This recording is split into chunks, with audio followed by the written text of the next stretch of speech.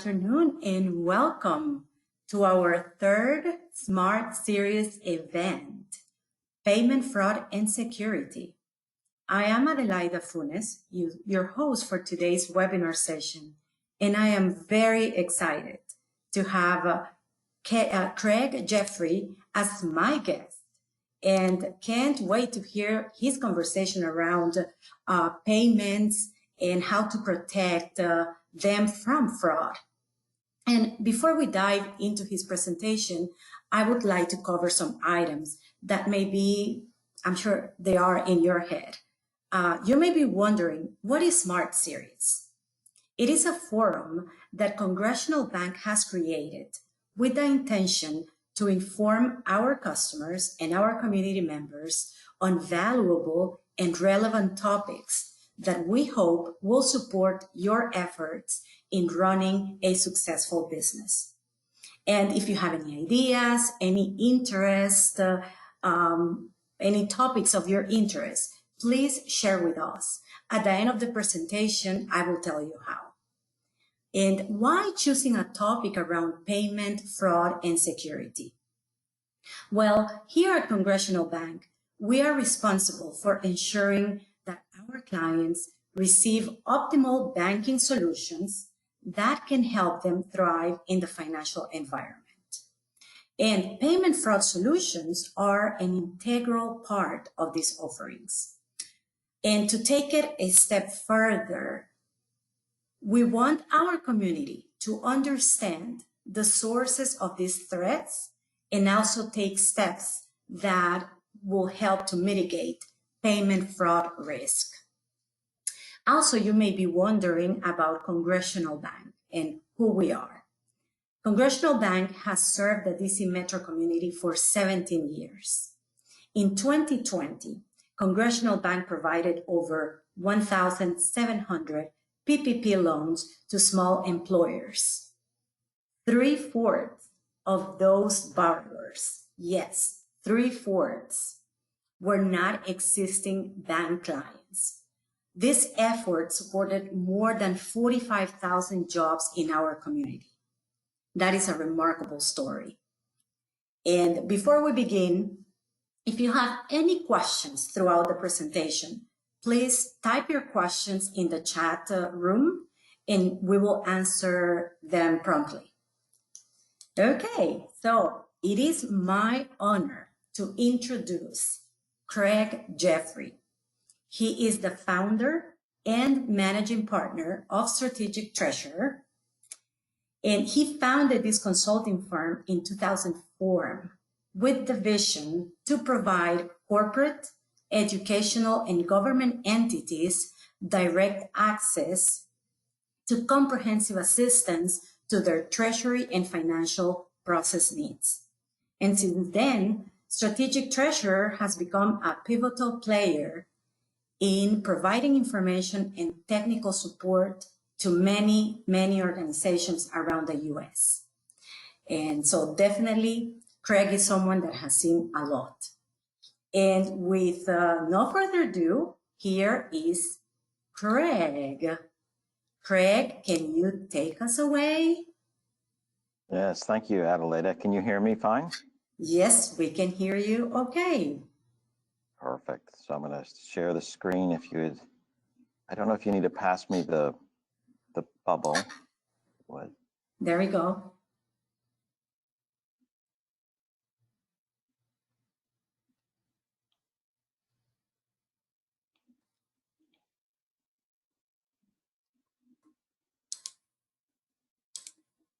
There we go. Great. Thank you. Let me get that up, and hopefully that's sharing the presentation well. I'm glad to spend an hour with you talking about fraud. It's such an important issue to protect our organizations, and I've had great conversations with Adelaida to cover preparing for this. But let's get started. And just by way of some background, in addition to our consulting, much of this information comes from our annual research. We do an annual Treasury Fraud and Control survey. We just completed our 6th year of that. And that provides a lot of fuel for the data that we're looking at. So we hope you'll take advantage of some of the free information that's available. But let's continue. There's a picture of me, and I think you can see me anyway. So we'll just move on. But our consulting firm is headquartered out of Atlanta, but we have people all over the country. I'd like to turn and spend more of our time on giving you an overview of what we're going to cover today. Ways to stay engaged. Adelaide, I mentioned there's the question box. You can put that in there. We have a few polling questions where you can respond live to what we're talking about. Now, what are we going to cover today? We've got a number of topics that we're going to touch on. First, we'll look at fraud in context. The context of fraud is that it's growing, it's escalating every single year. It's becoming more automated and persistent, which means that more companies are getting caught up. So if you're a smaller company, you might have been ignored by the criminals in the past, but now you're getting caught by the persistent and automated webs. If you're a large company, you see not much different. You see continued growth in the attacks that are going on. We'll look at being proactive. What does it mean to prepare for payment and fraud attacks before they strike, rather than the reactive mode of just responding to a situation? On the protection side, we'll look at some of the activities that changed on the criminal front during the time of COVID-19, a move to work from home, how the criminals have been more opportunistic. You probably received numbers of emails trying to get you to respond to PPE or create false payments. We'll also look at effective training and how those organizations that are trained and cross-trained perform better than organizations that don't have specific training or building up of their staff to wage the battle against the criminals. We'll also look at how organizations can use technology to respond to different vulnerabilities that exist. So if the criminals are being more automated, it may take machines to help us fight the machines that are targeting us. We'll also look ahead at best practices, training, and some call to action items at the end. But one of the elements at the beginning I wanted to mention is that, this idea that a number of organizations have had that we're too small to be a target is no longer true, or no longer true in the same sense that you don't have to worry about fraud because everyone's more automated. The criminals are that is, they can catch up people in their nets more readily, and nobody wants to be caught in the nets, whether it's something like ransomware, business email compromise, or some of those other elements. But we'll look at those. So this is the lay of our discussion for today's hour. And we'll move on as we look at the current state of fraud. A couple things on this slide. If you look on the left, you can see that most companies, 3/4, feel that the threat level of fraud increased or increased significantly in the past year. Now, this is on top of more than 3 years of highly elevated year-over-year increases. So this is a confirmation that the threat level continues to escalate. All of your peers recognize that that's the case, or maybe not all of them, but a significant majority are saying that this has increased or significantly increased on a year-over-year basis. The second is that we look at the second category about losses. 53% of organizations experienced some type of fraud loss over the course of the year. If you look at some of the numbers, you can see over 90% of organizations have suffered fraud attacks. Maybe they didn't have a loss. They may have suffered many, many attacks and only suffered a single loss, but 53% or half of companies experienced a fraud loss over the course of the year, which leads us to look at the top. This is a fairly old quote from a former FBI director. He was convinced that there's companies that have been hacked and those that will be. If we think about those that have been attacked and have suffered loss, it follows with what he says, and it's converging into one category. companies that have been hacked and will be hacked again.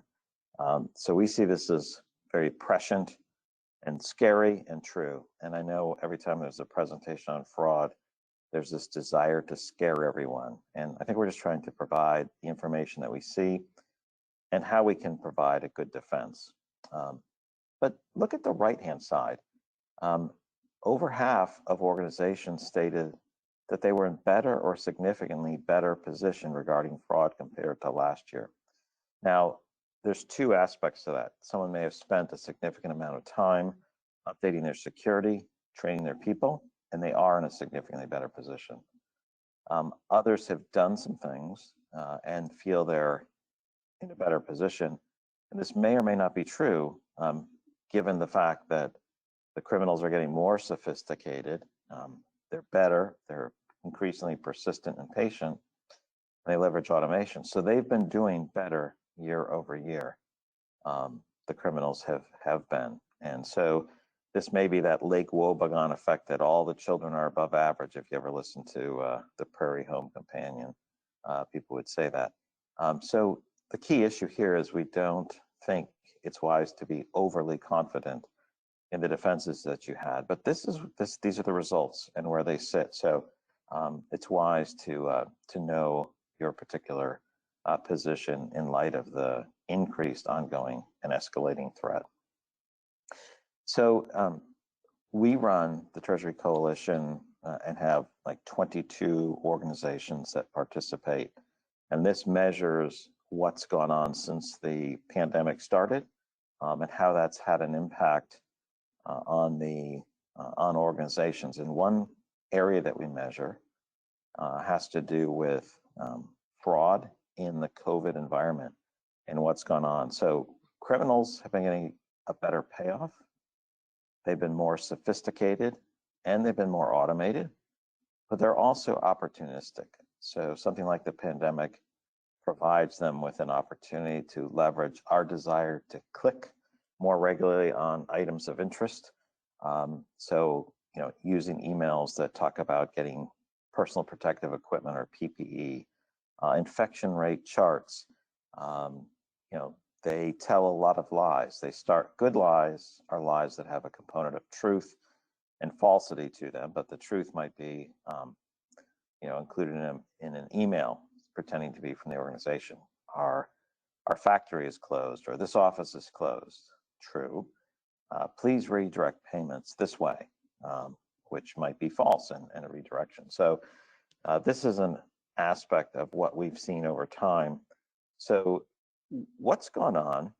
You can see the net increase on the bottom, the different periods. Early on, by the time we hit May, 36% had seen an increase in fraud during the pandemic. And by the time we hit October, I think we captured the month of October during period 16, 53% had seen an increase that was tied to COVID, and we have other data around that. So criminals are opportunistic as well as patient and automated. So, crime does pay. We put that on the top of the slide to be a little provocative. It might pay better than some majors in schools that kids go to, let's say, for, I won't mention any, that could be the case, because what if one of my children were listening? But this idea that crime pays and criminals are not giving up is a very significant issue, because they're having a higher yield. Their payments are much larger. Their fraud is giving them a much greater yield. This changes the calculus, and that's why they can be more patient. And because they're more sophisticated and because they make more money, they can increase their capabilities. And let me just explain why some of that's the case. So when we think about automation, what has occurred when we look at business email compromise? This is, I've either taken over someone's email account and pretend to be that person and send instructions, or I can create a spoof email that looks like it comes from the CFO or the CEO. Please send money confidentially and quickly. 9 out of 10 firms are experiencing attempts. I actually think that it just means that some people don't realize that there are people in the company that have received these bad emails. It seems like it catches up everybody. But 18% of firms had experienced a loss in this period. Now, that doesn't mean they suffered a loss one for one based upon email attempts, or every 100 was 18. They might have had 50 attempts or 500 attempts, and they might have experienced a single loss. That's a significant payout. Ransomware, which is, if you're familiar with encryption, you want to encrypt your hard drive so nobody can get at the data. Well, ransomware is using that same type of technology in a malicious way of encrypting your hard drive, and they maintain the password and don't tell you. So you can no longer access your computer or your network server. Ransomware's payoff, they would require you to pay money to get the code to unlock your server and put pressure on you for doing that. Would used to provide about a $10,000 per incident payoff for the criminals. They've moved to ransomware 2.0, where they exfiltrate or take data out of systems and then push that onto the web and threaten to share more information. So key components there as well to be concerned about. I want to make sure, it looks like I'm getting some messages.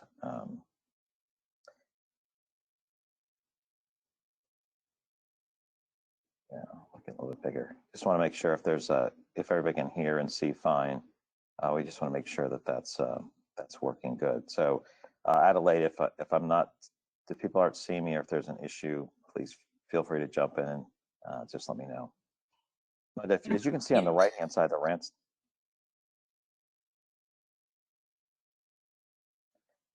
Yeah, so if you see on the right-hand side, you can see the average ransomware payment, which is the average, and then the median is the green bar.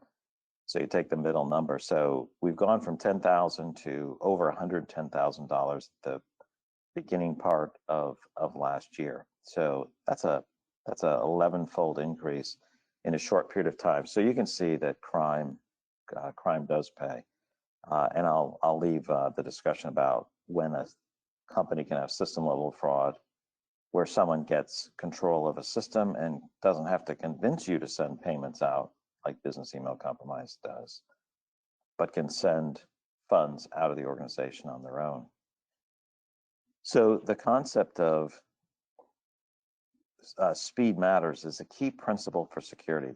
The more rapidly you can detect an issue, the more likely you are to reduce your level of loss. And speed matters is vital. So when we look at that, we've captured information in one of the surveys about how many organizations have used a payment monitoring solution. If you look at the top left-hand side, the blue bar represents North America. So we're looking, and this is primarily the US, 30% of the respondents, and this is made up of quite a few large companies above $1 billion. They have solutions that monitor their payments that can look and suggest this might be a fraudulent payment and let the company know before it goes out the door. That's moved up to 29%. It's a very significant increase over the last few years. It largely sits in the large end of corporations as they seek to protect their organizations. On the right-hand side, you can see the situation, the experience of have you had a ACH or wire fraud that left the building. And that was almost a quarter, or just a little over a quarter of respondents in North America that experienced that. So it's a significant issue, and we have a subheading there that some get lucky. But this idea of speed matters and using the tools that are available based on what your organization size is, technological capabilities, what you use with your bank, can provide you with better protection. But as we look at, we have a concern about payments leaving your company or you're leaving your organization. Where is the risk as we look at the payment flow and the payment process? And I'm not going to go through every step in the list here that shows payments moving around, where information is stored. But think about when you make a payment, who all's involved and what systems are involved and what are those access points. You know, the idea of if you have 4 doors into your house and you lock 2 of them, are you safe? If you lock 3 of them, are you safe? Or are you safest if you have all of them locked and cared for? I know the answer is obvious, that was rhetorical. But let me just spend a few moments on that concept here. So there's all these different points of handoff. You might have a bank system, the data comes from the bank, it's stored in your system. All of those represent vulnerabilities.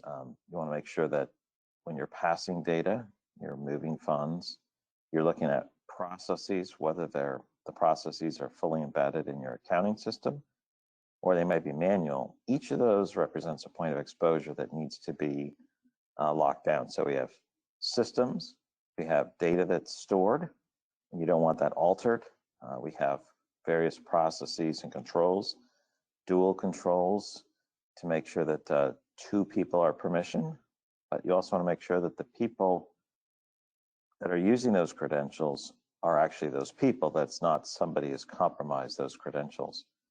So this is a way of you know, just looking at the overall process wherever you sit, whether you use a single bank portal, you use multiple bank portals, whether you're large enough to use a treasury management system or you just use your accounting system. The idea of we need to look and see what are the different points of exposure within the payment process. Now, why do we say that cyber criminals are, you know, gaining a larger yield on their crime? The crime is paying, and what makes them up? What methods do they use? How are they operating? We talked about crime does pay, and it is paying very well. There's criminal groups. There's nation state actors that are stealing not just hundreds of dollars, thousands, tens of thousands, but millions, tens of millions, and hundreds of millions of dollars. As their net spread wide, as they get some massive payouts, but as they gain control of systems, this success begets success, or it breeds more success. Just a few items here to look at. The criminals are persistent. They are leveraging tools to be persistent. They can be patient as well. As you look in the bottom right, they're patient in that they're seeking bigger payouts. You know, check fraud, the average payout or loss would range from around $1,400 to $1,600. When you look at business email compromise, that payoff based on FBI data that we looked at, I don't know if it's the most current information, but sat at around $130,000 per incident. And as we looked at ransomware, it went from $10,000 to over $110,000 per incident. And if you look at some of the worst cases of system breach, for example, the Central Bank of Bangladesh, they were able to compromise all their systems. They sent out messages almost for $1 billion of transfers. $101 million left their accounts at the New York Fed, and they were able to recover only $20 million. That was due to a spelling error on the part of the criminals. And they lost $81 million. So that's an example of one of the larger ones. There's quite a few that are north of 20 and $10 million. There's lots that are above $1 million. There's many examples. The criminals are sophisticated. They increasingly use better language. If you think about emails that try to get you to send money, do you have a strong enough bank account? They used to be laughable. Nobody even considered them a threat. And they had very low payout. But if you look at the language of what comes in to your email system, trying to get you to do something that's worded properly, it might even reference real issues and facts about your company. They may know that the CFO is going on a trip, and they even reference some of that. maybe they've captured data about how correspondence occurs inside an organization. Maybe their data is forward, and so they include the right types of language, phrasing. They even include attachments. And then if we move down to automate it, this idea of they use a lot of automation, not just because they're lazy, but because they want to be efficient. And since they're automated, they can shoot wide. They can catch up almost every company as they continue to send the nets, send the bait out. And if anybody clicks on it, then they can activate. We have someone that we can execute the next layer of attempted fraud. You know, they're targeted. They've always targeted large companies, well-funded companies. That's always been the case. And they will continue to do that. They may not target a small company to drop a USB drive, you know, to a very small company like they do for large companies, but they'll put them in parking lots or in the restrooms or you know, places where employees would eat, and then maybe they stick it into their work computer. Finally, they're adaptive. They will take what they're doing and add best practices into it to make their yields increase. So not just having ransomware where we have code that will lock up your hard drive, but how can they be more effective at spreading that? They will create ransomware as a service where they'll have code and they'll basically act as a franchise that someone can use that code and develop their own messaging or ways to get people to click or essentially install the malicious software. They will do that to spread it out. And then they'll say, we're going to add complexity and maybe extract key data, and we'll publish it and threaten to publish more data to embarrass the organization. And so they'll continue to use these in a very adaptive manner, creating more problems for organizations. And that brings us to our first poll question. So Adelaida, I think you have to execute the poll question. I'll assist with that. But before we do that, we have a question from the audience. Perfect. Why aren't the payments to the criminals traceable? So I'm trying to make it so I can see the, I can't see where you posted the question. Could you say that again? I didn't quite hear it. Why aren't the payments to the criminals traceable? Yeah, that is an awesome question, especially if it's in the banking system. So the idea is that they can be traced on where it went through the banking system. And that's one of the reasons why speed matters, because if you send money, you send it to another account, it may be to a criminal's account, but more likely it's to an account that they have compromised. Their goal is to get the money out of the banking system, and they may move that overseas, like the $81 million that was lost was laundered through accounts in Macau and taken out through casinos. So the idea of you want to, it's hard to move massive sums of money out of a bank, like hundreds of millions or tens of millions. It's pretty easy to take out 100,000, 200,000. They need some time, but not much time. And so you can trace where it went to. That can be done until it leaves the banking system. And it's not usually going to the real account owner. Someone has gained control of accounts. When it gets there, they find a way to move it out of the system. So I hope that answers the question. There might be some more follow-up on that. Thank you. That was a good information, good answer. I appreciate it. Okay. Yeah. So now we're going to get into our first poll question, and that is,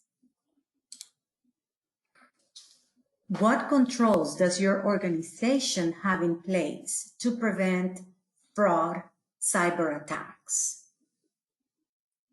And this is a question for all the practitioners out there.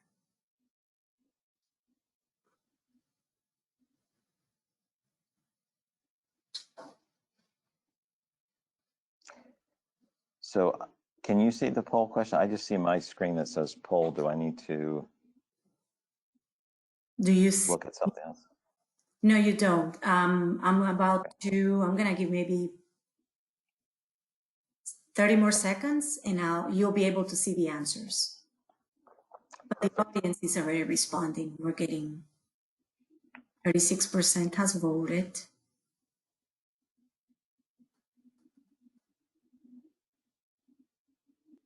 Let me know if you're able to see the answers. I can't see them yet. Let me see if it's showing up somewhere on my screen.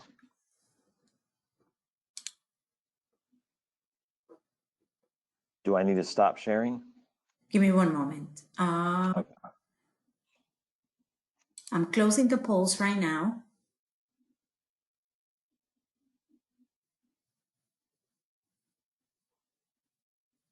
And I'm about to share the responses. There they are. Craig, are you able to see the responses?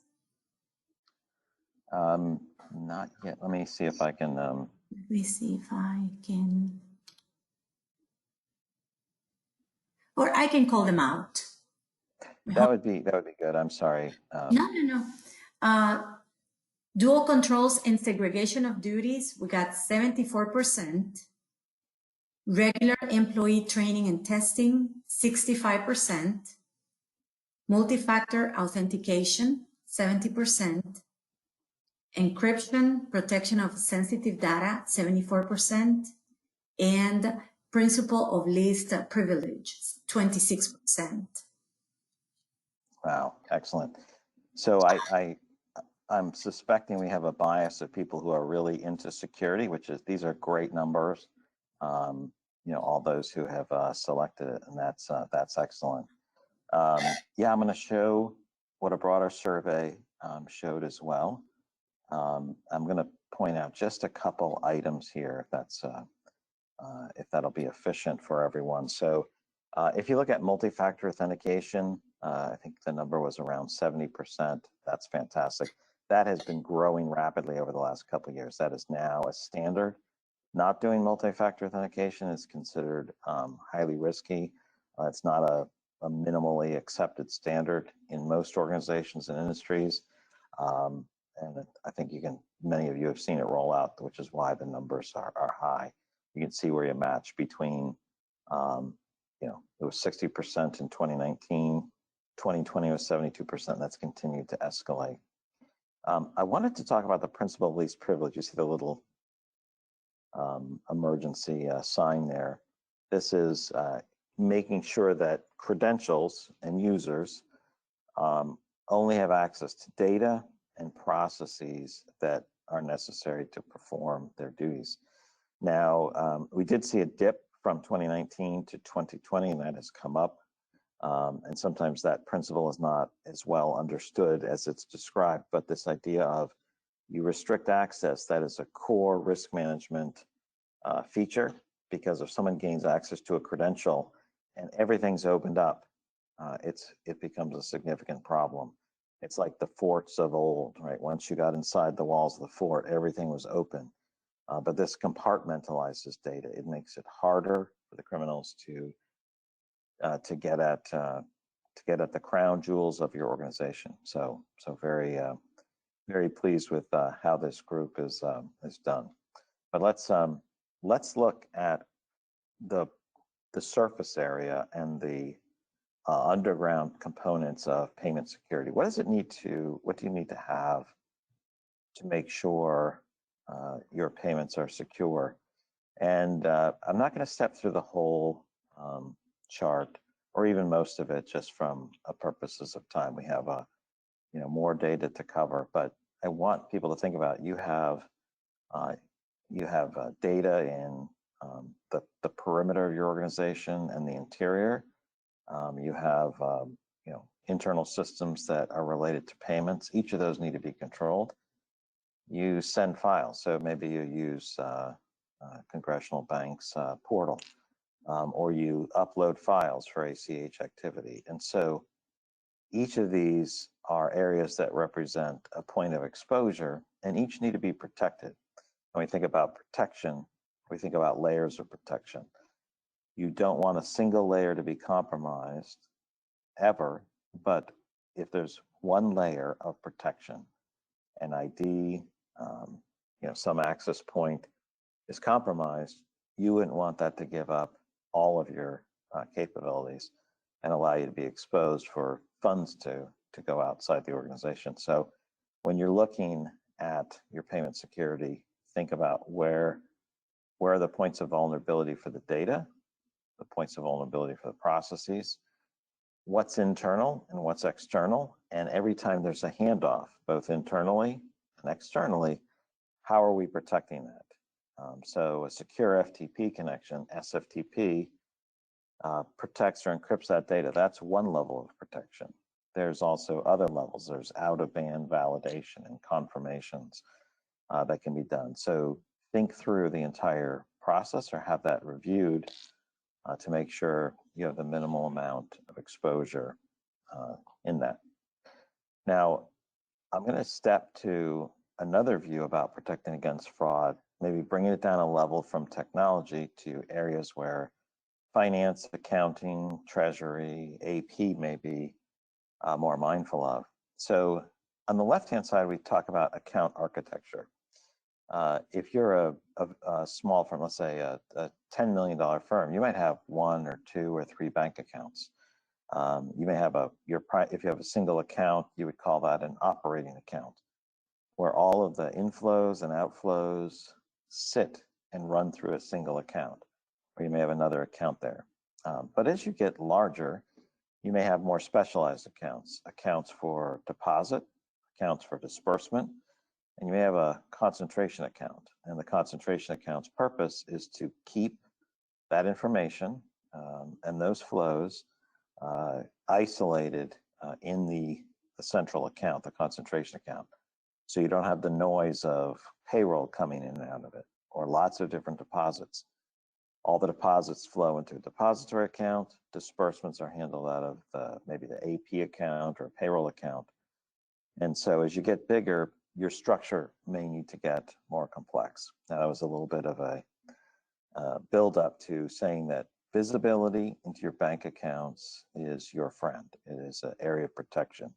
When you have visibility on a daily basis and or a real-time basis, whoever is responsible for looking at that can detect or see something that is out of place, looks anomalous, or is fraud, and you can catch it more quickly.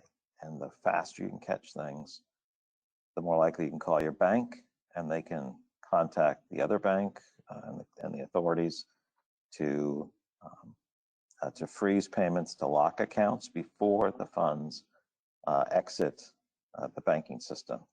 So the account, how you structure your accounts as you get bigger matters. So as you grow, or if you're in a larger company, you may have a lot of accounts. Maybe you're just mirroring what was done when you were smaller.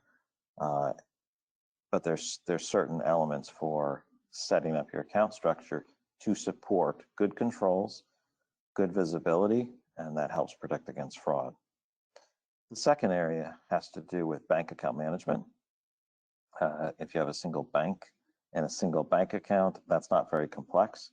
But even then, you may have signers who have left the company, and that information isn't updated. Sometimes the signer has left the land of the living, and they're still on the bank records because that hasn't been changed.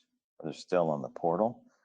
But the idea of when someone leaves and no longer has that authority, that gets updated quickly, is a good and efficient control that needs to take place. But as you have more bank accounts, that becomes increasingly important to make sure that access is controlled and locked down to just those who need it. And this usually takes the form of, at least every year, checking to make sure what you think you have set up is set up, that signers are off, and that account level controls are put in place. And then I will move over to the right-hand side of this, where we have the nice purple lock and the services and controls. I'll say a couple things about this. A lot of these are services that banks offer, that Congressional Bank offers. And sometimes we hear people say, well, we don't want to buy those. The bank's responsible for these, for protecting our accounts anyway. I don't want to pay money. They'll just make money on it. Now, your bankers, this is universal in all the conversations we have. They want to protect you. They want your accounts to be protected. There is no gain in having their clients lose money to criminals. There's a lot of criminals. And so they want to do things like have webinars where we talk about this, or share information and offer services that help you to protect your accounts. Now, they're not going to be buying island homes with the positive pay or positive pay match or other services they have, but that will help protect you. So please take advantage of those services. When your banker suggests those, it is a very, very good recommendation to put on these services to protect your organizations. It's very hard to justify after the fact that I didn't want to put on those, but I didn't want to buy the lock for the door because I didn't think we would be responsible for that. There is so much fraud going on. It doesn't take much for them to bypass a control or one of your protection layers. So therefore, you really should make sure you're protecting your accounts at the right level, at the right area. And this includes blocks, filters, account level controls, and transaction level controls. And I'll stop commenting on that for now, but your bankers do have your best interest at heart with regard to that. Now, I don't know how many people are working from their office. I'm in our office. We have 4 or 5 people in our entire office suite here, and maybe 10 in the entire building. So we're pretty spread out. But since March, the vast majority of our staff has been working from home. Probably the same with most of you. You're working remotely, if not from home. What does this mean as we look at the COVID environment? What happened? It sent everyone home. And that's an important factor, that it sent everyone home, which meant instead of physically signing things, sending paper around, now it's going by email. Maybe you've implemented, Bright Signature, DocuSign to provide some other level of approval. Not all of the changes in this move to work from home are accounted for in your business continuity plans. But one key thing here is this created a challenge. People had to cross-train. But now that we're almost a year on, this is a real good time to review your workarounds in the work from home environment and see if there's other ways to create a more firm, solid, ongoing position.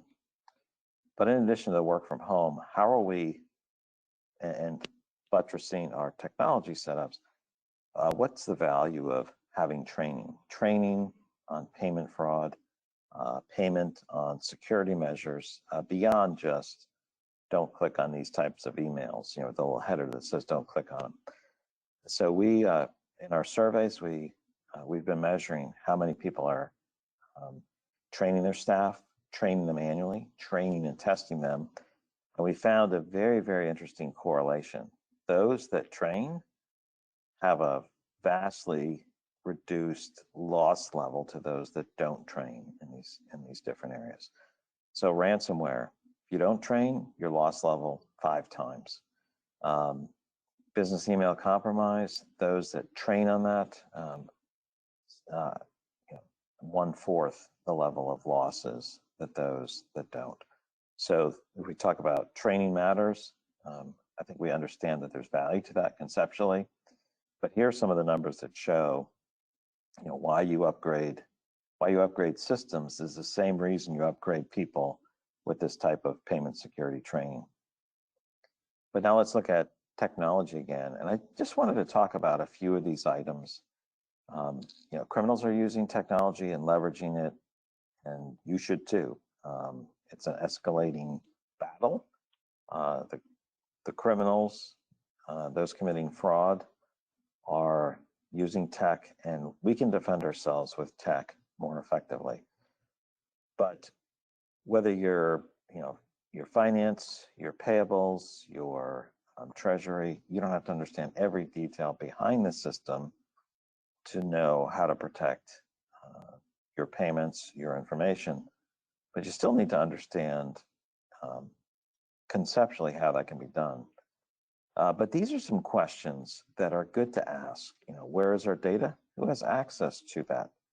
And why would you care about some of these questions? Who has access to your payments data? It might be vendor master records, vendor payment information. Where would we send the payment? What bank account? If we're sending an ACH, where is that information? How do we ensure that those changes are made by the right credentials and that those credentials are controlled by the people that are assigned to them? Do we put multi-factor authentication? Do we, when we get instructions from our vendor, do we trust that it was in fact the vendor? Or did someone get in the middle and send instructions to our office is closed, you know, please send the payments here? And you may have even been having an email conversation with the person you knew from the vendor, but it may not be that person. And there's many examples we could share where that's been the case. So here's a few examples where we can use technology and we can ask the right questions to make sure we're considering those different elements. And that brings us to our second and final poll question. And Adelaide, if you want to pull that up.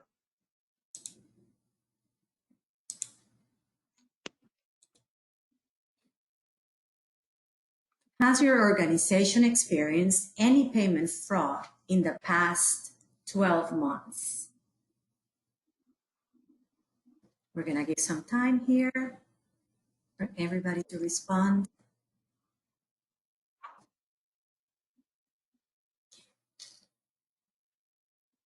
And Craig, that brings a question for that I have.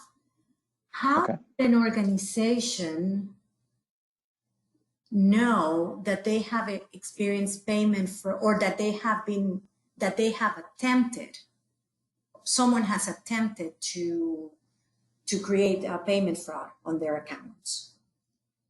Are there any signs that they could see? Yeah, so there's some things you don't see until it happens, and I know that's unhelpful for me to say, but there are some things where you get the early warning signs. So for the example I mentioned about having visibility, so you can see all your activity in your congressional bank account every day. That can be reviewed, you know, with an eye looking down on it, and by knowing what types of accounts you have and how you structure things, you might be able to specifically see what works and what, you know, what doesn't. In other words, this is expected in this account or it's not. We have a depository account where we put checks in and ACH payments come in. And now I have a debit coming out of the account that's not one we originated. That's suspicious, and that account helps tell us that. So visibility can help us with that. And I'll give you one example. Criminals look to find weaknesses and gaps in accounts. And so this is why visibility and bank reconciliation matter, and doing them right matter. So they will probe accounts. They will find ways to, let's say, originate an ACH debit to pull money out of an account. And they want to see what accounts are live and which ones have controls or don't. So if they hit an account, they might pull $1 out. They get the dollar out. They're like, okay, this is a live account. We're going to target that for the day after Thanksgiving or right before a long weekend. But they don't want to leave that dollar out, right, because that'll be very suspicious. So they'll return it or send $1 back. And what happens is that should not be, when someone does the reconciliation, they look and say, oh, $1 out, $1 in, the bank's crazy, we'll just wipe those off on reconciliation. No, that's someone checked the door, found it open, and they're going to come back later when there's an issue. So that's one way to look at it. There's a lot of different fraud attempts. So, if your IT area is tracking business email compromise and attempted spoofing emails, they can track that type of information. At a system level fraud, that's probably a broader discussion, but hopefully that's a good start to answer that question. Yeah, thank you. Do we have We do have an answer. We have 68% said yes, 32% no. Okay. So a couple things. Now I haven't tried to say things that are scaring people. You know, that's a big thing, trying to make it, it's like you're gonna die because of fraud. But fraud is so prevalent, and I think these numbers show 68% have suffered a loss. And remember how many controls the group was using. And that's really indicative of how sophisticated criminals are. So one, thank you for your honesty. Two, thank you for protecting your organizations by being part of, you know, a discussion, taking an hour out to look at security and doing that regularly. And we'll talk about a few more things about how we can make that, how we can make our organizations more secure. Thank you so much, Adelaida, and for everybody for responding. So, you know, we've talked about systems, we've talked about bank services, changes in the process. I wanted to talk just a few more moments about, you know, training on security. It's not just about, you know, we have a firewall and antivirus up. You know, we use certain types of encryption. All those are important, but it's also important that we use how we can strengthen the human element or the human security components. I'm not sure how to say that more gracefully, but do we have security training? Is it recurring? Do we expect people to do it? Do we have testing on it to make sure that it's not just watch a video and you remember a few things, but are they tested? And not just tested with a phishing email, but tested on the content so you understand here's what criminals are doing, here's case studies, how organizations respond, you know, 12 security principles. But there's other elements, dual control, segregation of duties. The 12 security principles are elements to help you strengthen your peers at work, your fellow workers, to keep your organization safe. Tech can do so much, people can do so much. You have to protect both together. It's not one or the other, it's both. So that brings us to some of the takeaways. And as we head towards the last few minutes of our time together, I think I already talked about the focus on training, learn about the methods and techniques, and don't ignore that there's a change in this work from home environment. The second area of assess payment processes, I want to point out is, you know, review your payment processes. Where are all your exposure points? And you can do this on your own. You have bankers, you know, your bankers will be happy to share information they have. They talk with a lot of companies and can pass on information.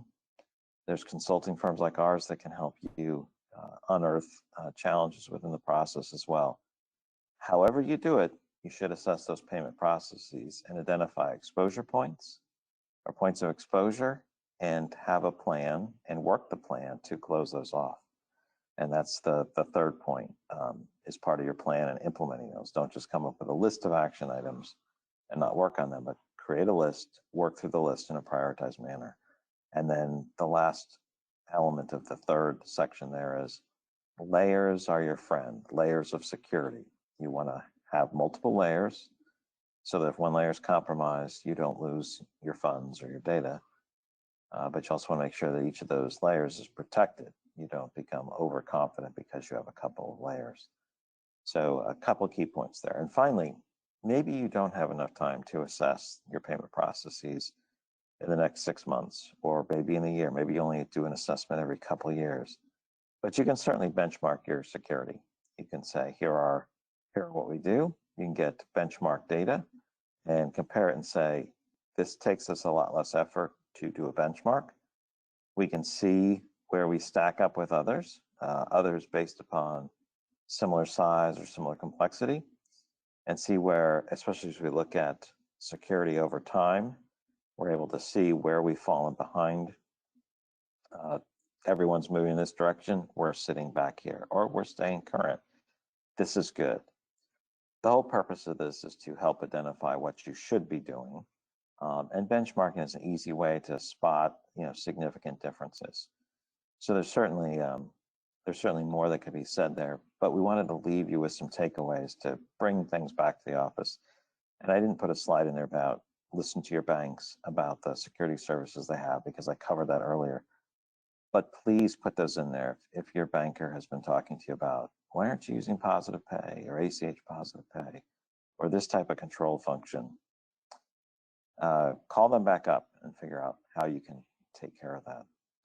I know we have time for, we might have a couple minutes or time for a question or two, but happy to be connected with anyone on LinkedIn. You can see my email there if you have particular questions that you want to answer. And Adelaide can certainly get in touch with me as well.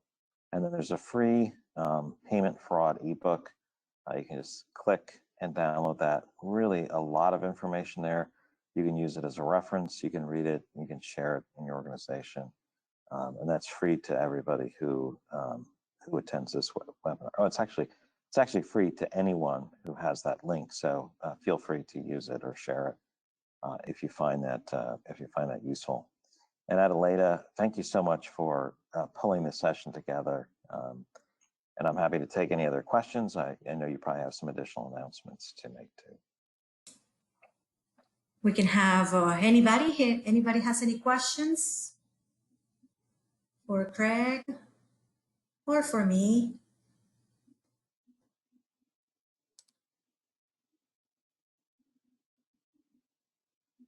Well, a huge thank you to Craig. It has been a privilege to work with you on this webinar session. I believe that knowledge is power, and you have given us some great takeaways that can help us mitigate payment fraud. If you have any questions, feel free to, like he mentioned, you can ask those questions directly to him. If you would like to learn more about fraud prevention solutions that Congressional Bank offers, feel free to reach out to me directly.